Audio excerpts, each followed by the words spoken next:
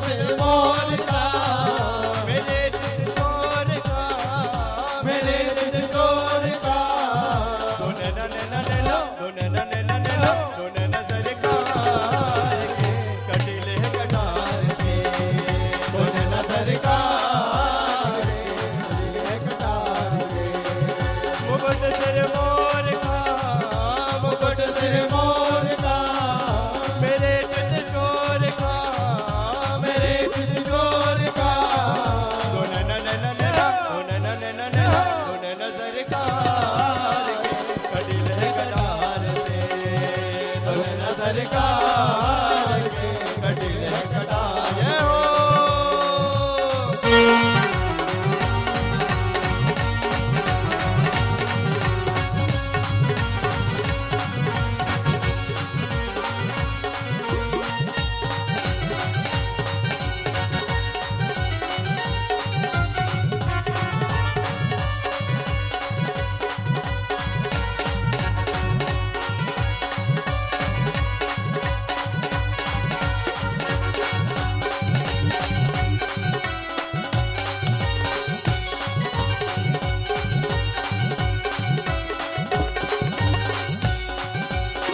कमल लजाए तेरे नैनों को देख के, कमल लगाए तेरे नैनों को देख के, कमल लजाए तेरे नैनों को देख के, कमल लगाए तेरे नैनों को देखते।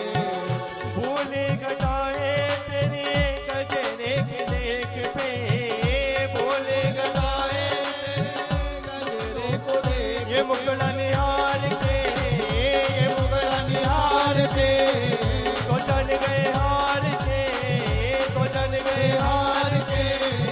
दोन नन नन दोन नन नन दोन नजर कार के कटिले कटार से, दोन नजर कार के कटिले कटार के।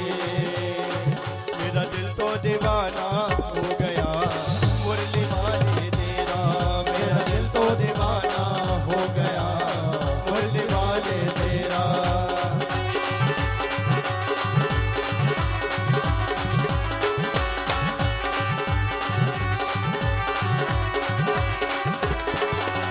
जब से नजर मिल गई है, जब से नजर मिल गई है, उजड़े चमन की कली खिल गई है, उजड़े चमन की कली खिल गई है। जब से नजर मिल गई है, जब से नजर मिल गई है, उजड़े चमन की कली खिल गई है, उजड़े चमन की कली खिल गई क्या है। नजरे मिलाना हो गया मुरली वाले तेरा, क्या नजरे मिलाना हो गया मुरली वाले तेरा। वो मेरा दिल तो दीवाना हो गया मुरली वाले तेरा, मेरा दिल तो दीवाना हो गया मुरली वाले तेरा।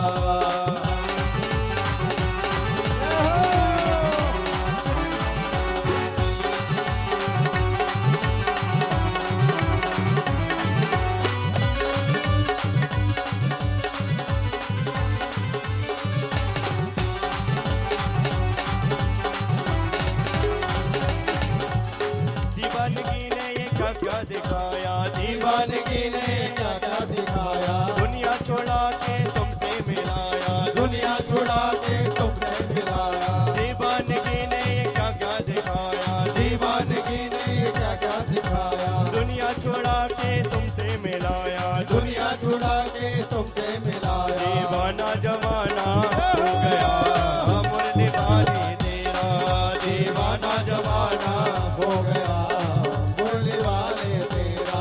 वो मेरा दिल तो दीवाना हो गया मुरली वाले तेरा, मेरा दिल तो दीवाना हो गया मुरली वाले तेरा।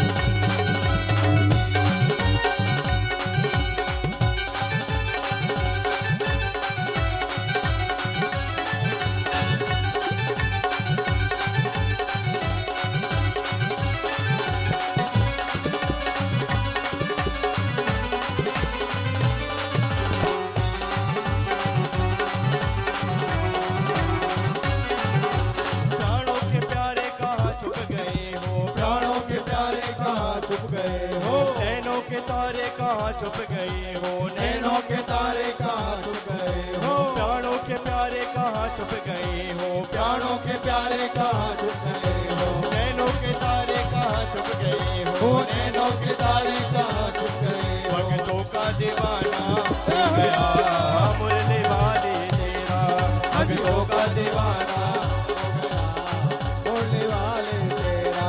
ओ मेरा दिल तो दीवाना हो गया मुरली वाले तेरा, मेरा दिल तो दीवाना हो गया मुरली वाले तेरा। ओ मुरली वाले तेरा, ओ मुरली वाले तेरा, कमली वाले तेरा, ओ कमली वाले तेरा। ओ मेरा दिल तो दीवाना हो गया मुरली वाले तेरा, मेरा दिल तो दीवाना हो गया मुरली वाले तेरा। मेरा दिल तो दीवाना हो गया मुरली वाले तेरा, मेरा दिल तो दीवाना हो गया मुरली वाले तेरा। मेरा दिल तो दीवाना हो गया मुरली वाले तेरा, मेरा दिल तो दीवाना हो गया मुरली वाले तेरा।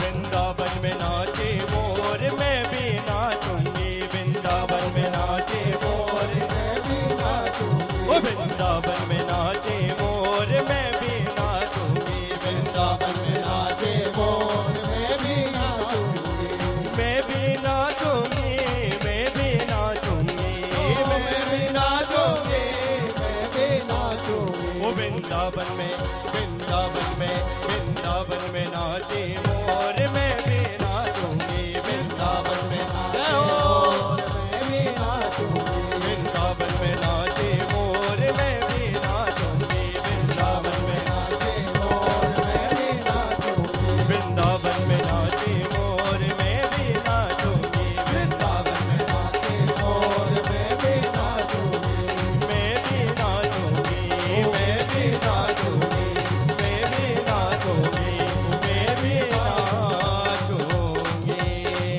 बोलिए मोर भगवान के, कृष्ण कन्हैया लाल के, रास बिहारी भगवान। वृंदावन के हैं और इनका जो प्रदर्शन है बहुत ही अच्छा रहा, बहुत ही अच्छा लगा। इसके लिए जोरदार तालियां। बोले रास बिहारी सरकार की। वृंदावन के रास में पहुंच जाए महेश, मिली सकियन के झुंड में कर गोपी का भेष। नारायण ब्रज भूमि में सुरपति नावत माथ, यहाँ आए गोपी भय भय गोपेश्वर नाथ। हमारे शंकर बाबा भी रास में पहुंचे और गोपी भेष बनाकर वृंदावन में गोपेश्वर नाथ हुए। जो ब्रह्मकुंड के पास उनका भी गोपेश्वर नाथ का मंदिर है, जहां चूड़ी बिंदी लगाए गोपी के रूप में भोले बाबा विराजमान है। इसलिए ये विक्रीडन गोविंद का जो महारास है,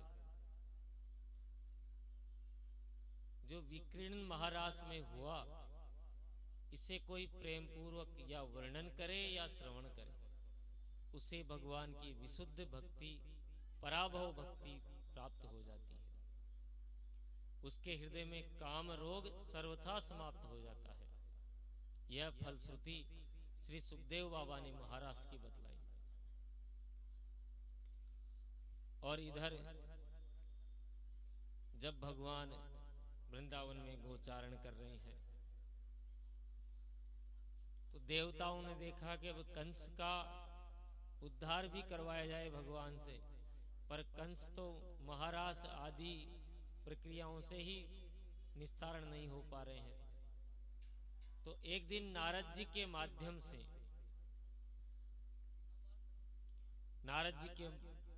से, भगवान सब देवताओं ने मिलकर नारद जी से निवेदन किया और नारद जी पहुंच गए कंस के महल में।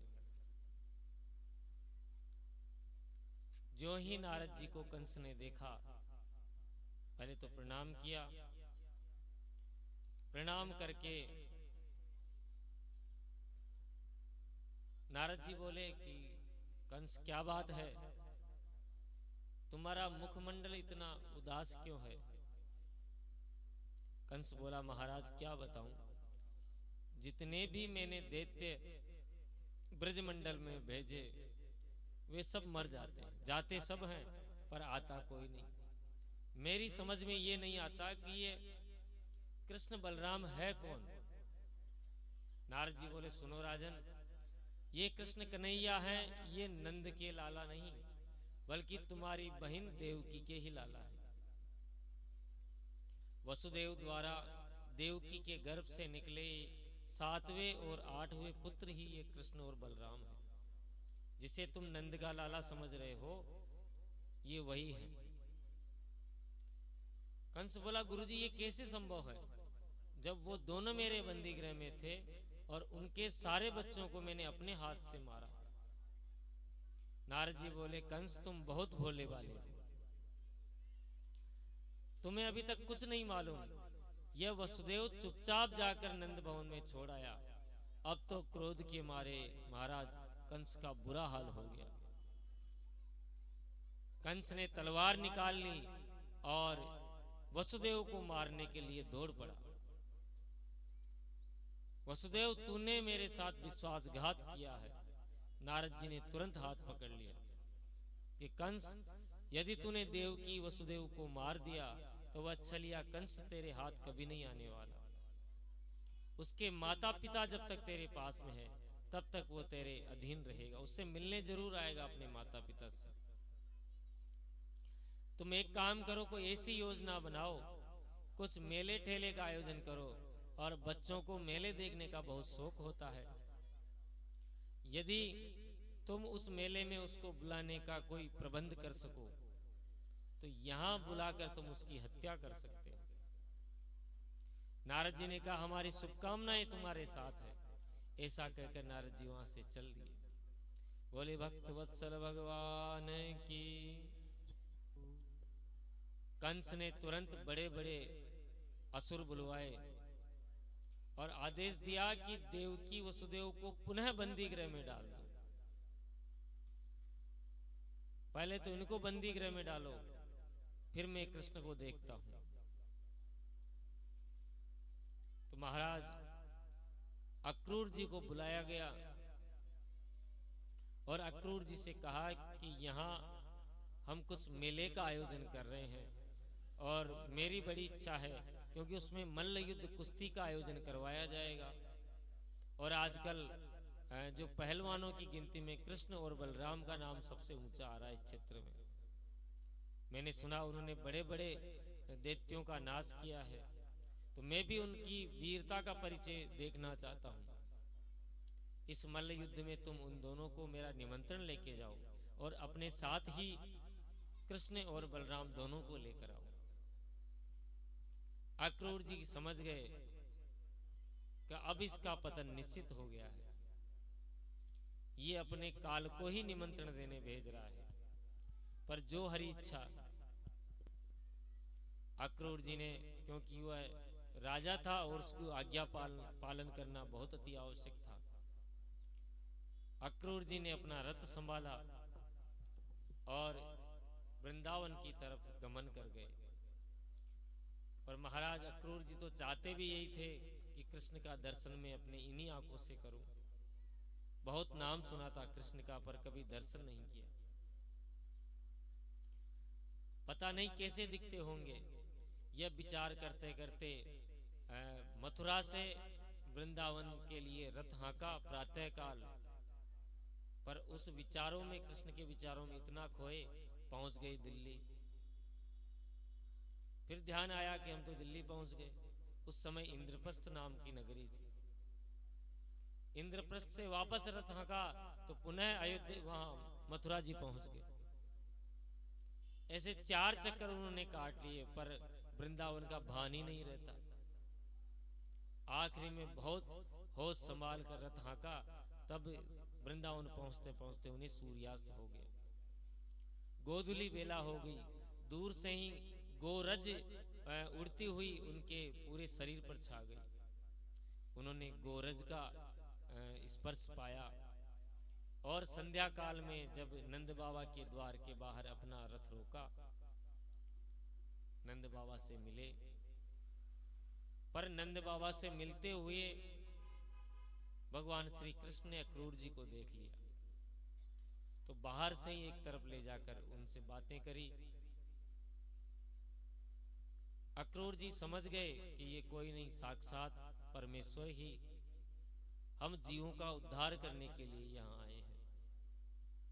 अक्रूर जी को श्री कृष्ण ने भली भांति कह दिया कि बाबा को मल्ल युद्ध के बारे में बिल्कुल न बताना, नहीं तो वह हमें कभी मथुरा नहीं जाने देंगे, केवल मेले के आयोजन के बारे में ही बताना। नंद बाबा ने अक्रूर जी का बहुत बढ़िया स्वागत किया, भोजन पवाया और मेले की बात कही। जो ही मेले की बात कही तो नंद बाबा ने पूरे ब्रज में दुहाई लगवा दी कि जो ग्वाल मेला देखवा चलवो चाहे वह प्रातःकाल आ जाए। पूरे ग्वाल बाल सब तैयार हो गए मेला देखने के लिए। पर जब गोपियों ने ये बात सुनी कि हमारा कृष्ण मेला देखने के लिए जाएंगे, तो वह उनको रात भर नींद भी नहीं आई, क्योंकि जिन कृष्ण का सुबह शाम दर्शन वो पाती थी, प्रातःकाल किसी न किसी बहाने दर्शन पा लेती, और शाम को दर्शन की ये आस रहती कि देनू चराकर, गैया चराकर जब वापस आएंगे इसी मार्ग से आएंगी और इसी मार्ग से हमें श्री कृष्ण का दर्शन होगा। पर ये मथुरा जा रहे हैं, अब हमें 2 दिन तक दर्शन कैसे होगा। गोपियों को पूरी रात्रि को नींद नहीं आई। प्रातःकाल सब ग्वाल बाल नंद बाबा के साथ जब मथुरा के लिए रवाना हो गए, सबके अंत में अक्रूर जी और भगवान श्री कृष्ण रुक गए।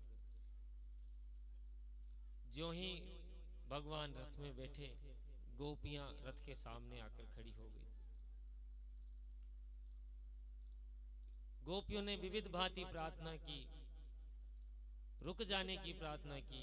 प्रभु ने विविध भांति गोपियों को समझाने लगे, देवियों, दिन रात की तरह संयोग और वियोग तो चलते रहते हैं, और ये मात्र 2 दिन की ही बात है। आज मैं जाऊंगा, कल अपना मथुरा का मेला घूम लूंगा, परसों तक घर वापस, तो 2 दिन की बात है, तुम इतनी अधीर क्यों रही हो? किसी भी प्रकार तुम्हें इन 2 दिनों का धैर्य जरूर रखना होगा। मैं परसों आ जाऊंगा। गोपियां, जब सब गोपियों ने ये शब्द सुना कि मैं परसों आ जाऊंगा, तो गोपियों के मन में एक आस जगी। आपस में बोली, बहन, हमारे प्यारे मथुरा में जाएं तो इन्हें कितना सुख मिलेगा, और इनके दर्शन से मथुरा वासियों को भी सुख मिलेगा। अतः हमें इस सुख में विक्षेप नहीं डालना चाहिए। ठीक है, 2 दिन की बात है, जैसे तैसे अपना समय बिता लेंगे। यह कहकर गोपियों ने तुरंत मार्ग छोड़ दिया। अक्रूर जी ने वायु वेग से रथ को दौड़ाया, और रथ के वेग से इतनी धूल उड़ी कि आकाश तक वो धूल छा गई, और गोपियां उस धूल को निहारती रही जब तक वह अदृश्य नहीं हो गई। यावद लक्षते केतुर यावद रेणु रथस्य छ। रथ के उड़ने से जो रेणु उड़ी, गोपियां उसका दर्शन करती रही, मानो माधव के रथ के साथ ब्रज गोपियों का मन भी मथुरा चला गया हो। पर अक्रूर जी मन ही मन विचार करने लगे कि धन्य है ये ब्रज गोपियां, कितना अद्भुत प्रेम। ऐसी गोपियों के प्रेमास्पद प्रभु को मैं उस क्रूर कंस के पास लेकर जा रहा हूं, और कंस तो बड़ा निर्दयी है, बड़ा ही दुष्ट है। कदाचित यदि इस कृष्ण का कुछ अहित हो गया तो मैं इन गोपियों को क्या जवाब दूंगा। ये गोपियां जीवन भर मुझे कभी क्षमा नहीं करेगी। अक्रूर जी विचार करते जा रहे हैं कि निर्मल यमुना जल की धारा दिखाई दी, सो रथ रोक लिया। दोनों भाइयों को रथ में बिठाकर अक्रूर जी उतरे, और जैसे ही यमुना जी में डुबकी मारी, यमुना जल के भीतर दोनों भाई अक्रूर जी को नजर आए। उछल पड़े अक्रूर जी, अरे इनको तो मैंने अभी रथ में छोड़कर आया हूं। उछल कर देखा बाहर, तो रथ पर दोनों भैया दिखे। अब तो चक्कर में पड़ गए कि ये 2-2 कृष्ण बलराम कैसे हैं। पर डुबकी मारी तो पुनः चतुर्भुज रूप में श्री कृष्ण नजर आए। प्रहलाद आदि भक्त एवं अनेकानेक देवी देवता प्रकट होकर प्रभु का स्तवन कर रहे हैं जल के अंदर। ये दृश्य देखते ही अक्रूर जी समझ गए कि जिसे मैं छोटा सा नंदलाल समझ रहा था, अब समझ गया ये कौन है। हे प्रभु, मैं पहचान गया, आपका समस्त जगत के कारणों के भी कारण है, साक्षात आदि पुरुष नारायण है। बहुत सुंदर प्रार्थना अक्रूर जी ने करी। भगवान बोले, चाचा जी ऐसे क्या देख रहे हैं, जैसे कोई अद्भुत दृश्य देख लिया। ये आंखें फटी की फटी क्यों है आपकी। अक्रूर जी तुरंत चरणों में गिर पड़े, बोले प्रभु अब ज्यादा लीला मत करो, नहीं तो मैं पागल हो जाऊंगा। आप ही दिखाते हो और आप ही भोले बनकर पूछ रहे हो कि ऐसा क्या देख लिया। पर अब जो कुछ भी है, सबसे पहले आपको मेरे घर चलना पड़ेगा।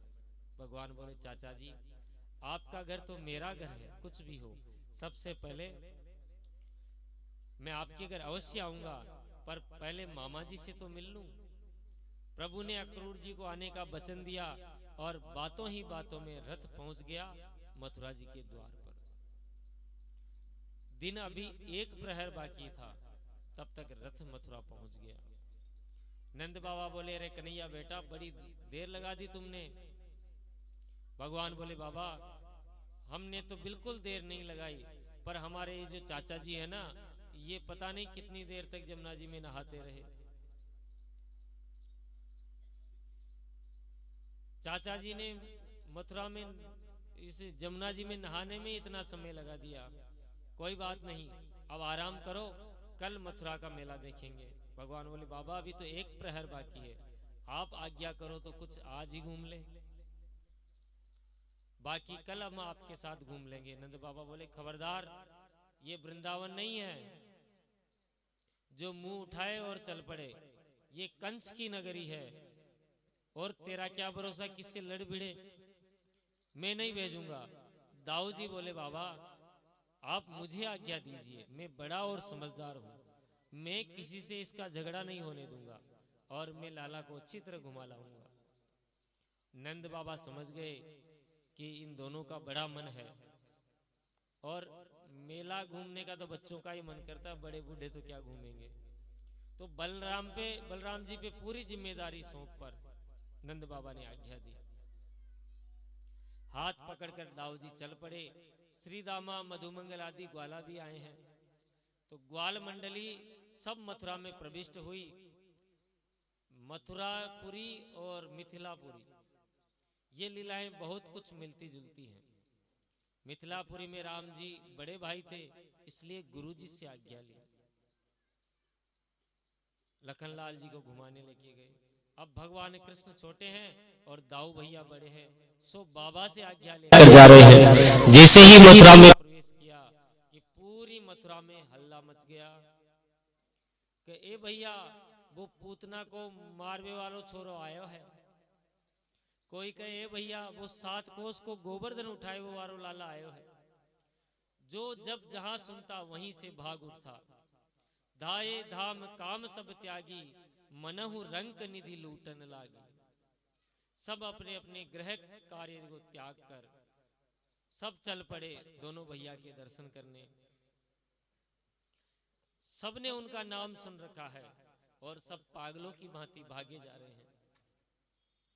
अरे जो देवियां इतनी लाज मर्यादा रखती हैं कि घर की देहरी से बाहर नहीं निकलती, वो सब देवियां आज छज्जों पर खड़ी होकर देख रही है।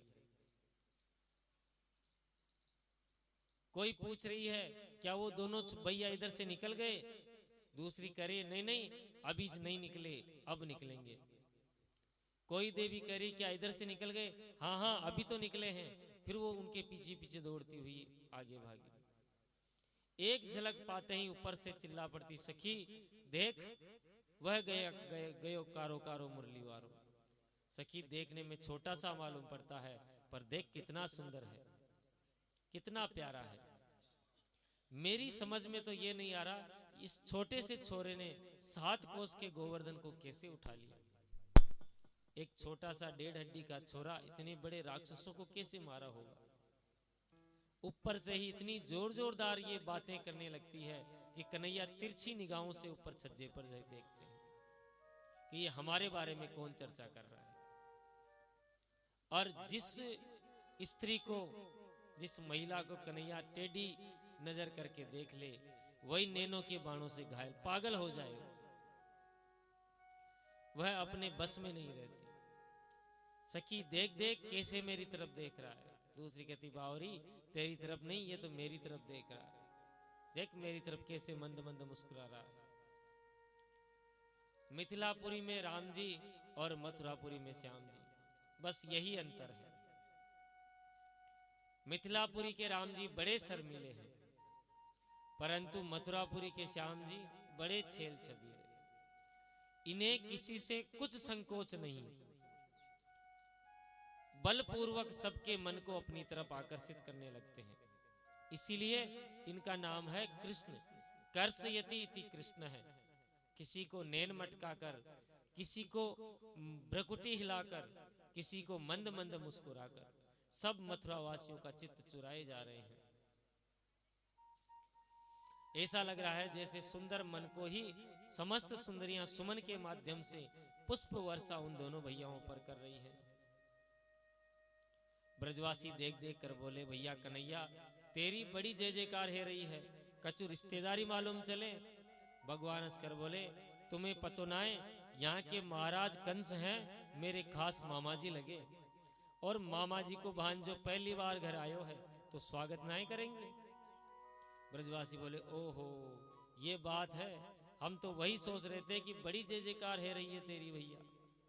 अरे हमसे कह तो कि मामा के ताई, हम भी मामा के यहाँ आए तो बढ़िया सी बगलबंदी पहन के आते, थापक थवा चंदन पोत कर, इत्र फुलेल लगाकर, माला वाला डालकर अच्छी तरह पक्के ब्रजवासी बनकर आते भैया। अब हम इन कपड़न में तेरे मामा के सामने भिकमंगा ना लगेंगे।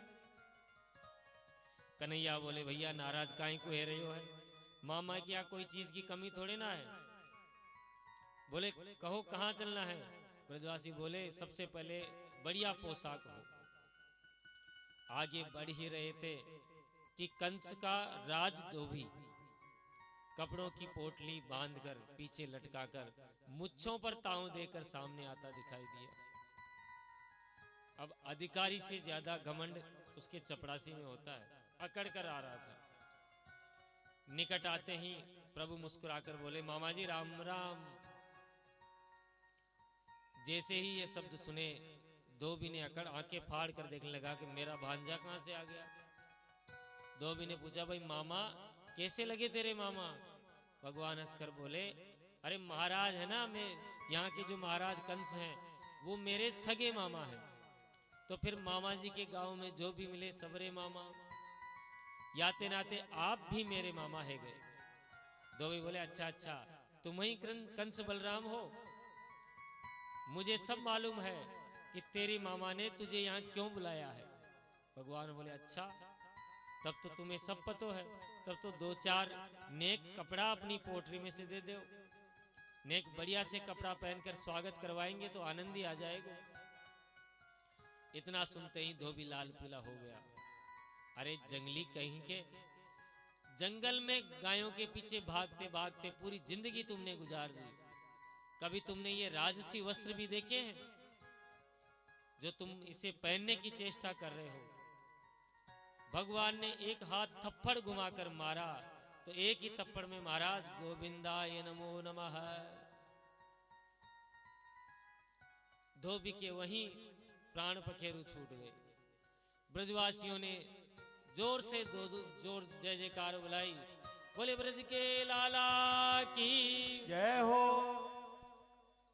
माखन चोर भगवान की जय हो, जय जय श्री राधे श्याम। महाराज राजसी धोबी तो वहीं गोविंदाय नमो नमः हो गया। अब भगवान ने कहा कि ग्वालो लूट लो सब कपड़े जो जो तुमको अच्छा लगे। जो निहार निहार कर ब्रजवासियों ने कपड़े पहने, पर कपड़े पहनते ही ऐसा लगा जैसे सड़क पर झाड़ू निकाल रहे हो। किसी टेंट पर कपड़ा टांग दिया हो, क्योंकि कहां कंस का शरीर और कहां वो 1.5 हड्डी के ग्वाल बाल। ग्वाले बोले भैया कपड़े तो बहुत चमकीले बरकीले हैं, पर ये देख ये तो पूरा रास्ता ही साफ कर रहे हैं, बड़े ढीले हैं। भगवान बोले थोड़े ज्यादा ढीले हैं तो नेक ऊपर लटकाऊ ले। अरे अपनी मर्जी से तुमने छांटे हैं, जब कपड़े ऊपर सबने लटका लिए तो ऐसा लगे जैसे हैंगर पे कोई कपड़े टांग दिए हो। अरे कन्हैया आनंद नहीं आया भैया। भगवान बोले तो थोड़ा नेक संभल कर चलो, अभी आगे कोई और व्यवस्था करते हैं।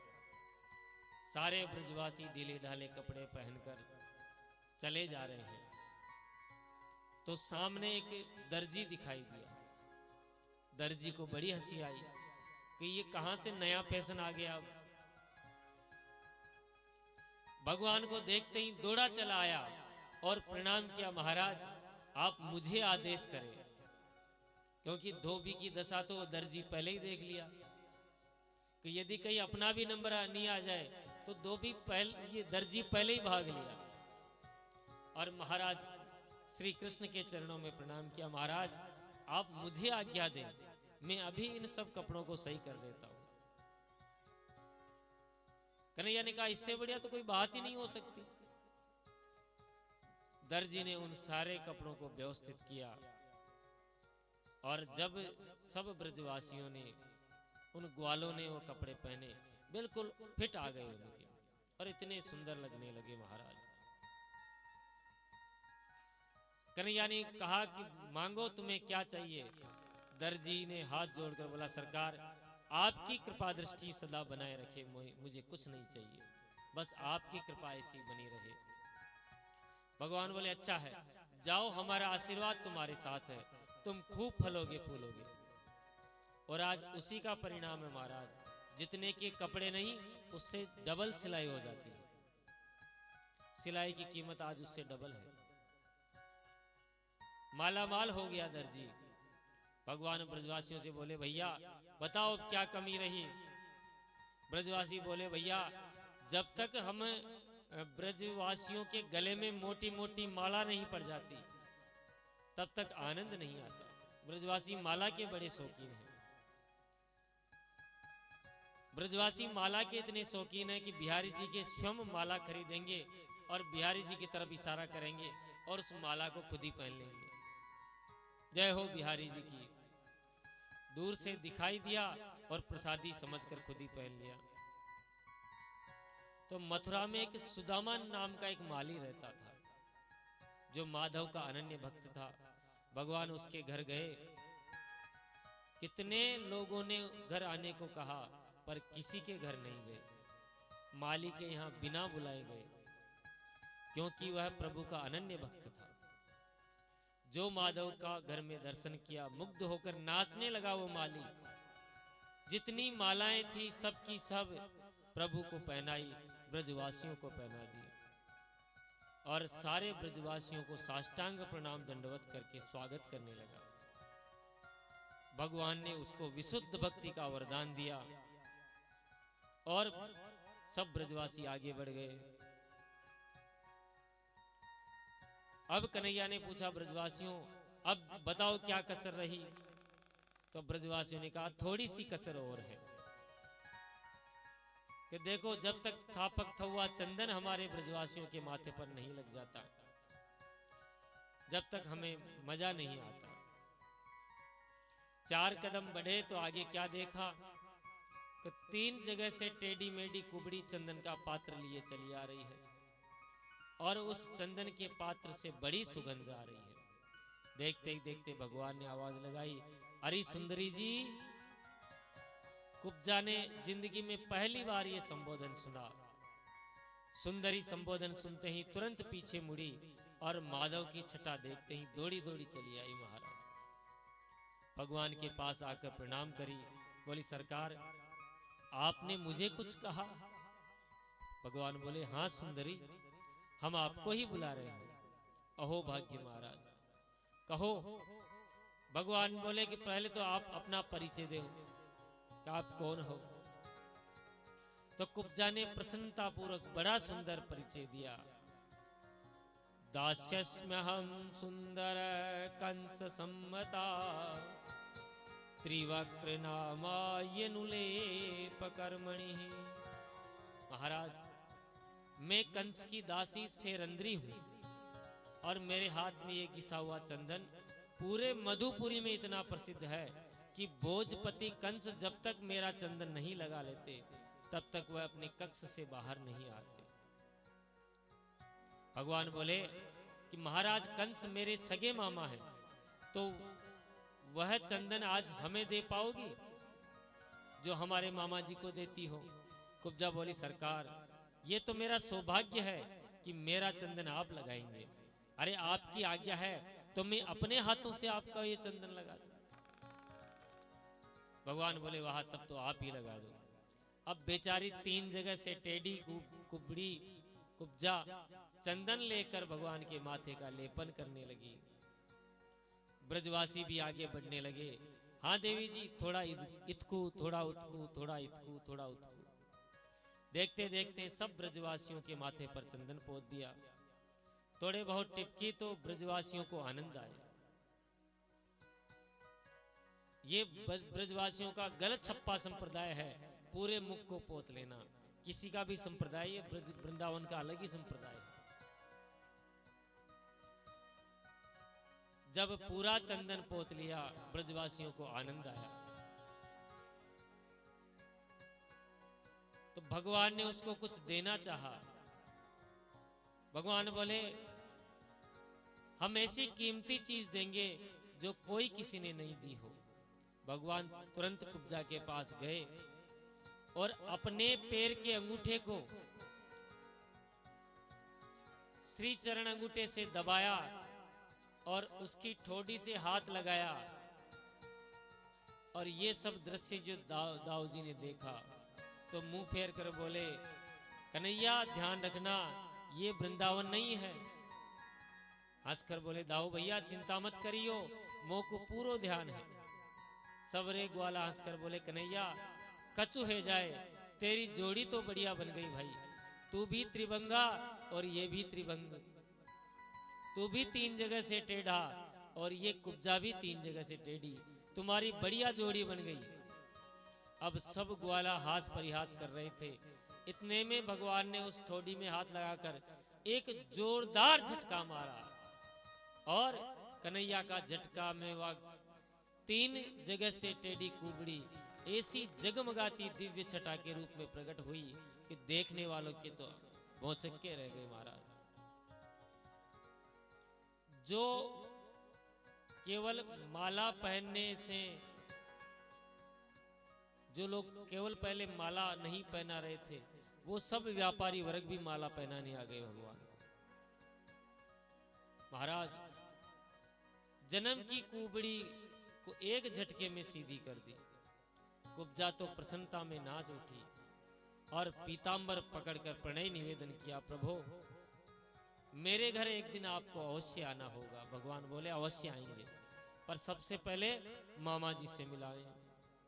अब तो महाराज सब प्रसन्न हो गए।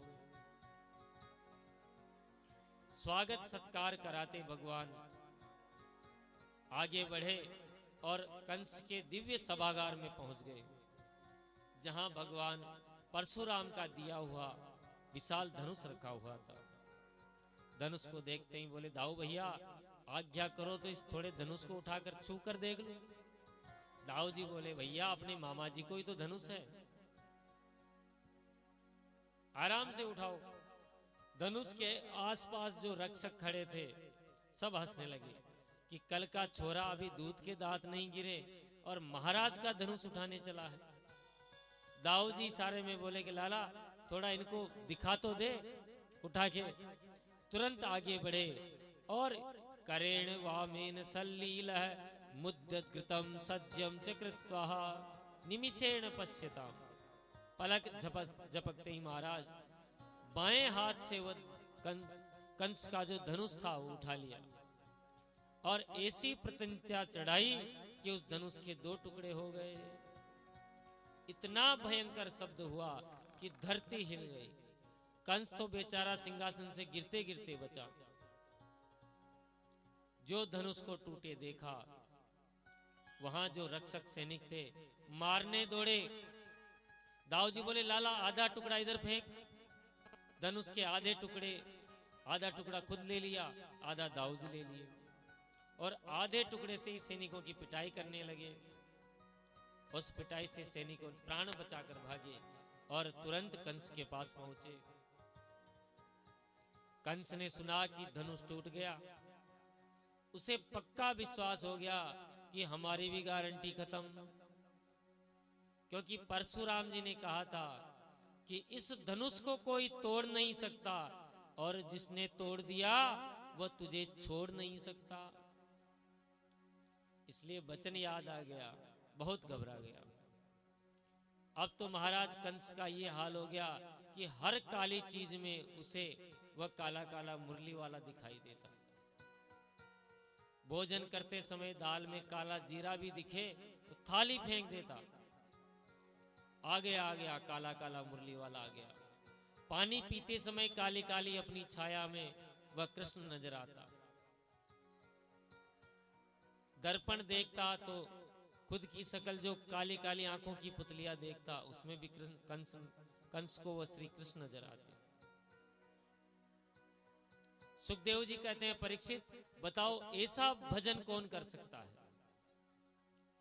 भय के द्वारा ही सही, परंतु कितना भजन वो कंस कर रहा है, जो 24 घंटे वह भगवान को ही देख रहा है। रात्रि होने वाली थी, समय पर्याप्त हो चुका था, इसलिए भगवान लौटकर पुनः बाबा के पास विश्राम घाट आ गए। नंद बाबा ने बोला कि बेटा घूम आए। भगवान बोले हाँ बाबा। किसी से लड़ाई झगड़ा तो नहीं करा? नहीं बाबा, बिल्कुल लड़ाई झगड़ा नहीं करा। चुपचाप आकर बाबा के पास सो गए। इधर श्री कृष्ण बलराम बाबा के पास आकर सो गए। उधर कंस को नींद कहां? थोड़ी बहुत नींद भी आए तो वो भयंकर स्वप्न देखता महाराज। और स्वप्नों में क्या देखता? भूत प्रेत आकर उसका आलिंगन कर रहे हैं। कभी देखता कि गधे पर बैठकर शरीर पर तेल लगाकर दक्षिण दिशा में जा रहा है। कभी चलते चलते परछाई में छिद्र नजर आते। ये सब मृत्यु के संकेत हैं। प्राण घोष शांत हो गया हो। हम जब अपने कानों के दोनों छिद्रों पे अंगुली रखते हैं तो एक सूसू की ध्वनि हमें सुनाई देती है, और जब मृत्यु निकट आती है तो ये प्राण घोष शांत हो जाता है। जैसे तैसे सवेरा हुआ। नंद बाबा बोले कि लाला चलो मेला देखने चले। अब नंद बाबा आगे चलकर पहले सभागार में बैठ गए और पीछे पीछे कृष्ण बलराम,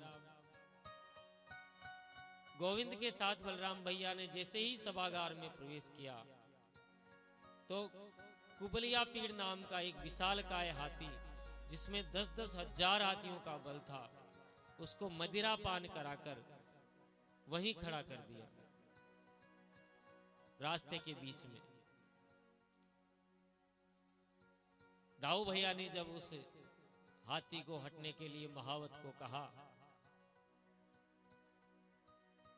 तो महावत ने मना कर दिया महाराज।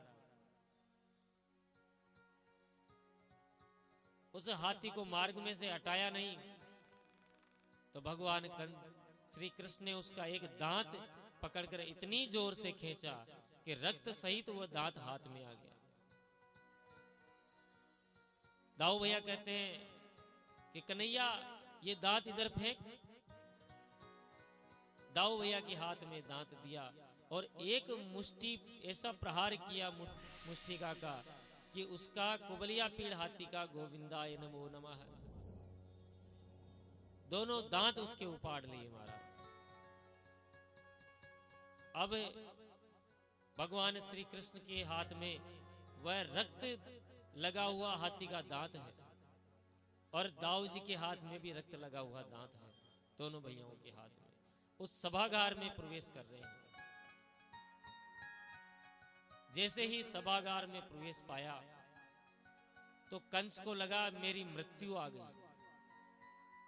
नंद बाबा को लगा मेरे दोनों छोटे छोटे लाला आ गए। सभी ग्वालों को लगा मेरे परम प्रिय सखा आ गए। देव की वसुदेव भी उस सभागार में उपस्थित थे, उनको लगा मेरे प्रिय पुत्र आ गए। जाकी रही भावना जैसी, प्रभु मूरत देखी तई जैसी। जिस जिसकी जो जो भावना थी, उस भावना में ही श्री कृष्ण का दर्शन किया।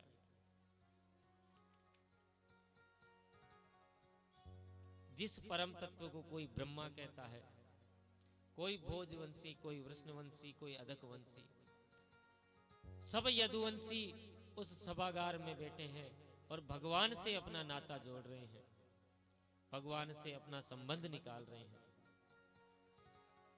अपने बड़े भाई दाऊ भैया के साथ जब माधव ने उस रंगभूमि में पधारे तो भावना अनुसार सबने भावना के अनुसार दर्शन किए, पर चाणूर नाम का दैत्य भगवान के सामने ताल ठोक कर आ गया कि नंद के छोरा, बहुत बड़ा नाम सुना है, चल मेरे साथ पहलवानी कर। मैंने सुना है तूने बड़े बड़े पहलवानों के छक्के छुड़ा दिए।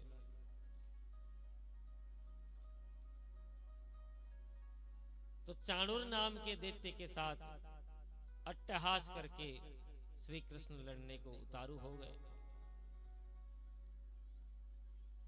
तो महाराज जो मल्ल युद्ध प्रारंभ हुआ,